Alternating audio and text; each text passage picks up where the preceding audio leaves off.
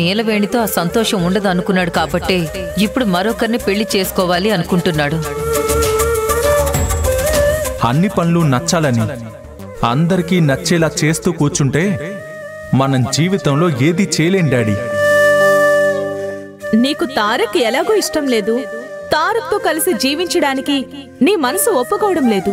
అలాంటప్పుడు విడాకులు తీసుకుంటే సరిపోతుంది కదా.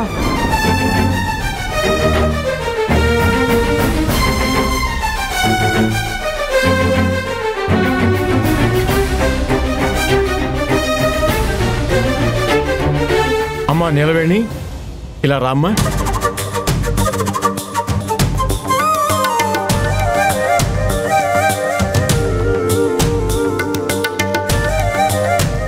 నీ మౌనమే ఇప్పుడు నీకు శత్రువుగా మారుతుంది. నీ నిశ్శబ్దమే నీ మీద యుద్ధం చేస్తుంది.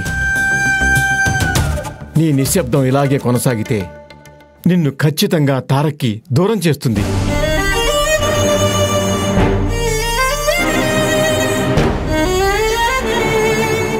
ఈ ఇంటి కోడలు అనే స్థానాన్ని నీకు లేకుండా చేస్తుంది. నీ మౌనం నీ జీవితంలో ఎన్ని రకాల పెద్ద పెద్ద మార్పులు తీసుకొస్తుంది. అది నీకు అర్థమవుతుందా? నా మౌనం నా జీవితంలో ఎన్ని మార్పులు తీసుకొచ్చినా మరొకరి జీవితంలో వెలుగులు చల్లితే నాకదే చాలా అయ్యగారు. వెలుగా? ఎవరి జీవితంలోకి వెలుగొస్తుంది? ఎవరి జీవితానికి మంచి జరుగుతుంది? తారక్ సార్ జీవితానికి. తారక్ జీవితం ఏ విధంగా బాగుపడుతుందని అనుకుంటున్నావు? ఏ విధంగా మెరుగుపడుతుందని అనుకుంటున్నావు?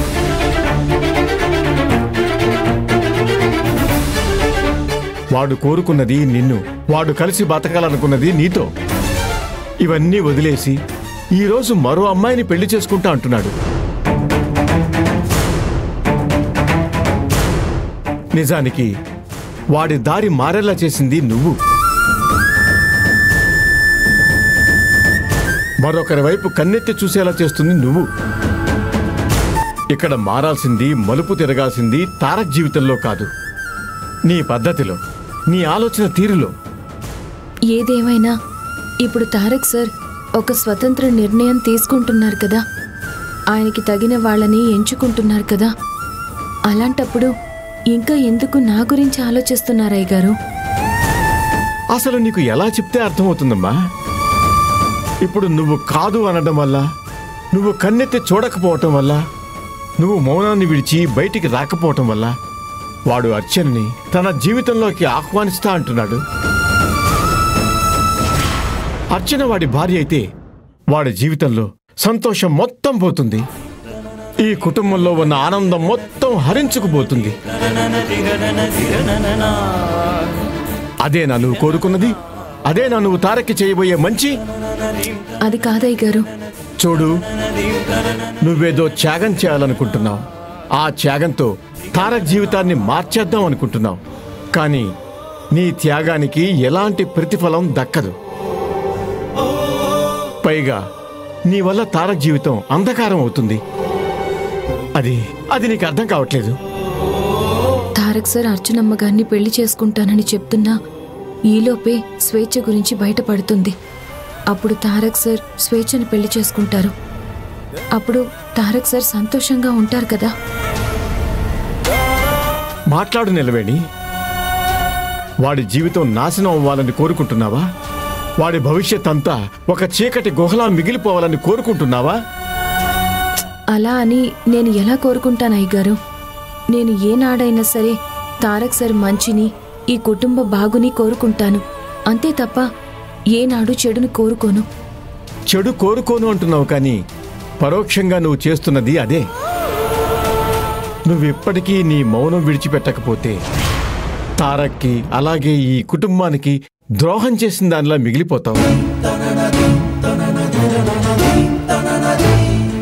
ఈనాడు తారక్ మరో అమ్మాయిని పెళ్లి చేసుకుంటా అని చెప్తున్నా, ఏదో ఒకరోజు నీ వల్లే ఇలాంటి ఒక పిచ్చి నిర్ణయం తీసుకోవాల్సి వచ్చిందని నీ మీద నింద వేసే రోజు వస్తుంది. అలాంటి రోజు రాకూడదని నేను ఎంతగానో ప్రయత్నిస్తున్నాను. నీ మనస్సు మార్చాలని ఇంతలా ప్రాధేయపడుతున్నాను, కానీ ఆ మార్పు నీలో రావటం లేదు. నువ్వు ఇదంతా ఎందుకు చేస్తున్నావో నాకు అర్థం కావటం లేదు. కానీ ఒక్కసారి ఆలోచించు. నువ్వు తీసుకునే నిర్ణయం, నువ్వు వెళ్ళే పద్ధతి తారక్కి చాలా అన్యాయం చేయబోతోంది. వాడి జీవితాన్ని అంధకారంలోకి నెట్టేయబోతోంది. ఇక నీ ఇష్టం.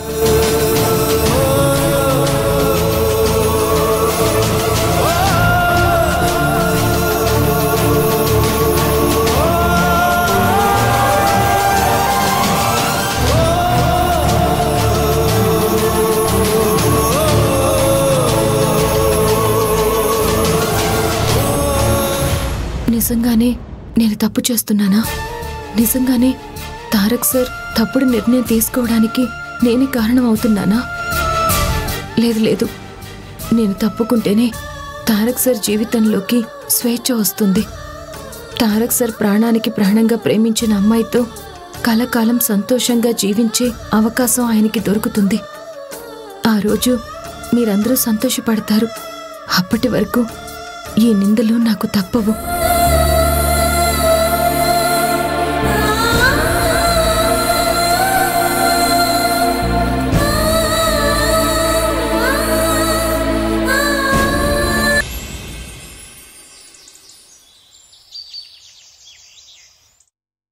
రే చెప్పరా, నువ్వు వేసిన అస్త్రం ఫలించిందా?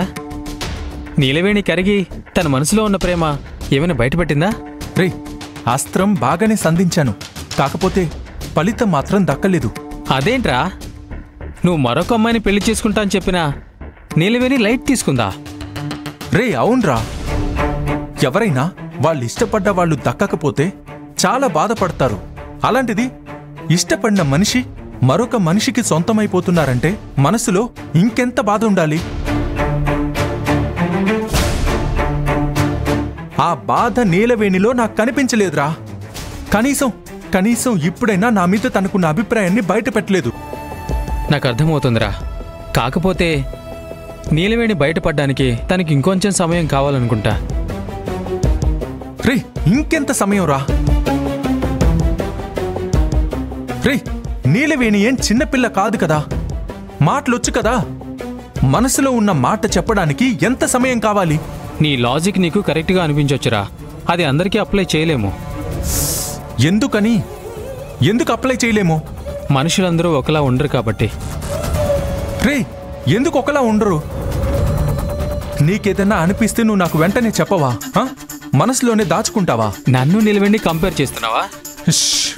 అరే అందరం మనుషులమే కదరా. మనుషులు ఒకటే అయ్యుండొచ్చు, కానీ మనస్తత్వాలు వేరుగా ఉంటాయి. రే అందరిలోనూ నీలవేణి మనస్తత్వం ఇంకా డిఫరెంట్ అనుకుంటా.